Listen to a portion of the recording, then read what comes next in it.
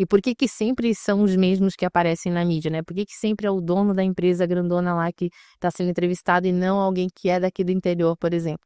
É questão de posicionamento e relacionamento, né?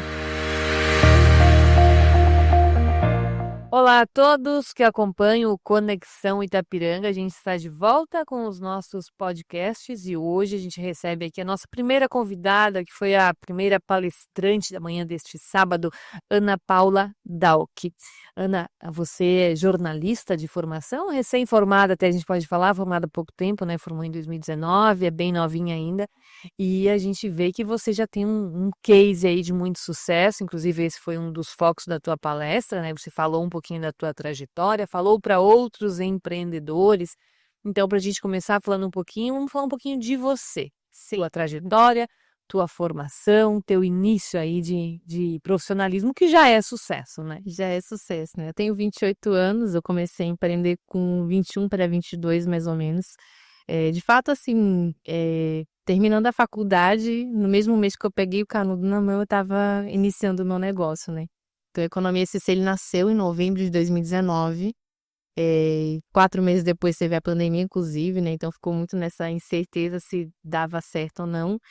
Mas eu acho que muito da resiliência de acreditar que tinha um espaço para jornalismo econômico, de negócios, de inovação aqui em Santa Catarina, que eu decidi continuar, né? Então, desde lá a gente é focado nessas áreas, né? O nosso público é o empreendedor, é o empresário, e a gente aí diariamente solta notícias sobre esses temas, aí entrevistando desde o pequeno empreendedor até os grandões aqui pelo estado. E você fundou em Santa Catarina, na Economia Santa Catarina, e depois também já expandiu. Já teve expansão, aqui em Santa Catarina a gente tem muitos cases grandes, né, de grandes empresas, que a gente sempre trabalha muito, que a gente tem sempre um protagonismo aí a nível nacional.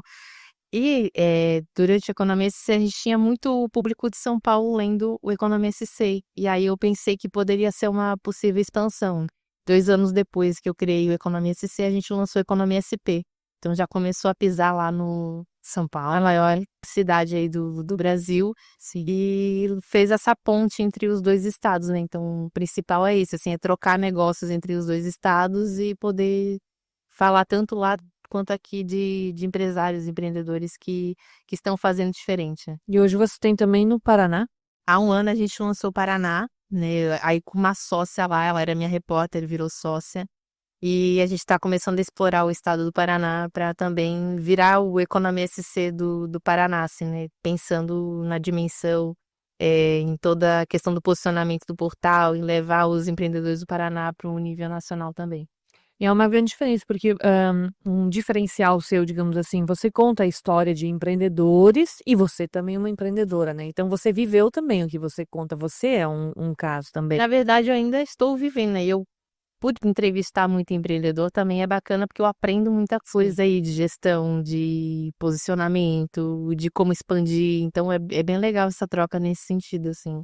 Você falou, inclusive, ali durante a sua palestra, né, a questão de você ser visto, né? Às vezes você tem um case ali de sucesso, mas as pessoas não sabem da tua história, né? E você falou isso, que é muito importante para o empreendedor ele contar a história dele e saber como contar, né? Saber como contar principalmente, né, porque a gente está falando ali de milhares de empreendedores que a gente tem no Brasil, então como é que a gente se destaca a partir disso, né? E por que que sempre são os mesmos que aparecem na mídia, né? Por que que sempre é o dono da empresa grandona lá que está sendo entrevistado e não alguém que é daqui do interior, por exemplo? É questão de posicionamento e relacionamento, né?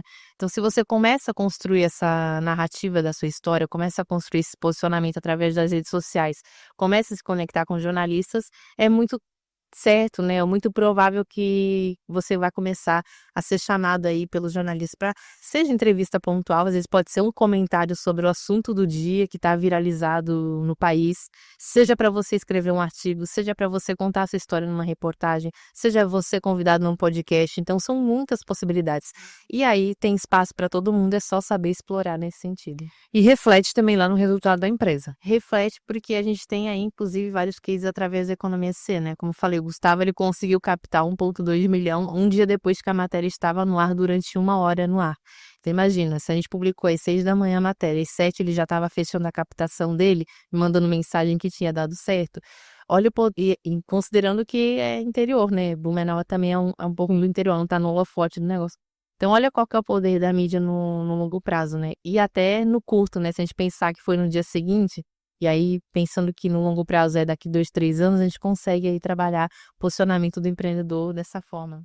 Tanto que a gente fala, eu lembro na época da faculdade, que se falava muito do poder da mídia, né, como o quarto poder, inclusive, né? Então as pessoas realmente têm que entender que ser visto, estar na mídia é muito importante para o empresário, né? É, tem um lado bom e tem um ruim, né? Quando é alguma crise de imagem, não quer tanto aparecer. Aí não é bom. Mas faz parte da profissão também. Mas quando você sabe contar essa narrativa, quando você sabe o caminho certo, acho que não tem como não refletir em vir investidores, em vir clientes e parceiros que se conectam. Ou, de repente, o empresário começar a ser convidado para palestrar em eventos. Então, de fato, assim, é um leque de coisas que a gente consegue explorar a partir de uma comunicação e de um caminho aí que pode ser seguido, né? Uhum. Ana, eu vou voltar a falar um pouquinho de você aqui, até a gente tem aqui um pouquinho da tua trajetória, e eu vou citar aqui. Você é palestrante eleita entre as 10 principais profissionais da imprensa em inovação e startups do Brasil. Sim. Top 50 dos mais admirados da imprensa em economia, negócios e finanças. Membro do Conselho Estratégico do LIDE Mulher Santa Catarina. Então você já tem uma trajetória aí de muito destaque, né? Sim, Em sua carreira. por focar, eu acho que o futuro do jornalismo, inclusive, é esse, né? O cada vez mais especializado. Então, desde que eu comecei a criar notícias e ir atrás dos empreendedores, comecei a ser reconhecida, né? Então, há 4 anos eu estou nessa lista que é considerado o Oscar do ecossistema de inovação e startups no Brasil, feito pela ABS Startups, que é a Associação Brasileira. E o top 50 mais admirados da imprensa foi estourando a bolha do Eixo Rio-São Paulo, que eu fui a única jornalista que já entrou nessa lista em todas as edições desse prêmio. Então, assim, é um motivo de orgulho, inclusive, né? Porque levar o nome do Sul para esse nível nacional, de fato, assim, representa e mostra que o trabalho está sendo feito de uma forma, né, ética, que a gente quer mostrar, de fato, Santa Catarina para o mundo, né? Então são chancelas ali do meu trabalho, né, eu não me encanto tanto quanto as pessoas acham que possa ser um prêmio, mas de fato, assim, é bom porque me mantém, né, no caminho de que eu tô fazendo alguma coisa certa, né. E Ana, para a gente finalizar aqui, como foi a tua participação aqui no Conexão? Como que surgiu esse convite e a tua avaliação agora de Sim, participar? para ver como a gente falou, né, que a mídia pode gerar, resultado de longo prazo, o Alexandre, ele me conheceu fazem 3 anos na minha primeira palestra em Joinville, durante a Expogestão, então ele assistiu a minha palestra, e aí esse ano surgiu o convite de vir palestrar em Itapiranga, primeira vez que eu tô aqui no extremo oeste catarinense, inclusive, e tô muito feliz porque de fato, assim, a gente como mídia, né, como jornalista, às vezes a gente é difícil de sair da bolha, né, porque para mim o óbvio qual que é? Blumenau, Joinville e Florianópolis, que são as 3 maiores economias do estado, né. E aí quando a gente vem para cá, a gente sabe que tem um mundo de possibilidades, né, então empreendedores que estão aqui hoje se propondo num sábado a aprender, né, e eu também acabei trocando aí com um e outro durante o evento, acho que é uma conexão muito positiva, né, um evento muito positivo nesse sentido. E também, de novo, foge do óbvio, né, porque era muito mais fácil o Alexandre ir para uma cidade mais conhecida, com mais público, fazer um evento lá, do que se propor a fazer um evento totalmente fora do contexto, né, fora do óbvio, Uma inovação uma também. inovação. E vem aqui propor um evento em Itapiranga para aumentar também essa, educação, enfim, essa geração de networking entre os participantes daqui, né. Mano, obrigada então, parabéns Obrigada. pela tua trajetória. Obrigada também a você que acompanhou mais este podcast do evento Conexão Itapiranga.